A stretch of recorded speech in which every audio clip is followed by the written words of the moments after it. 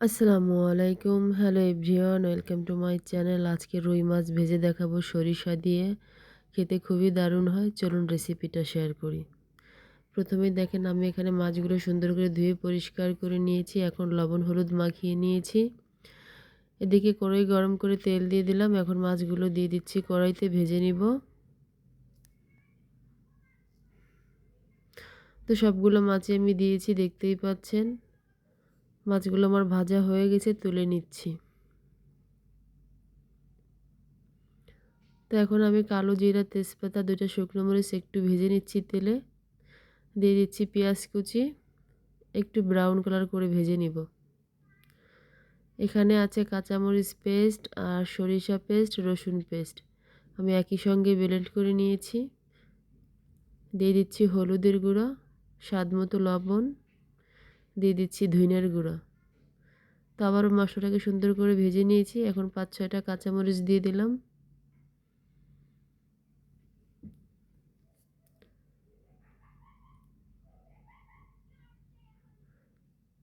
তো আমি এখন ঝোলের পানি অ্যাড করে দিচ্ছি।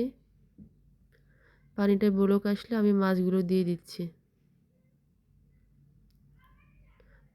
আমি এখানে 5-6টা পেঁয়াজের কালি কুচি করে নিয়েছি, দিয়ে দিলাম। পেঁয়াজের কালিটা দিলে রান্নার স্বাদটা গেলাম আরও বেড়ে যায়। একটু মিষ্টি মিষ্টি লাগে পেঁয়াজের কালিটা। গালের নিচে পড়লে খেতে খুবই দারুণ লাগে। তো আমি 1 চামচ ভাজা জিরের গুঁড়ো দিয়ে দেবো এখন।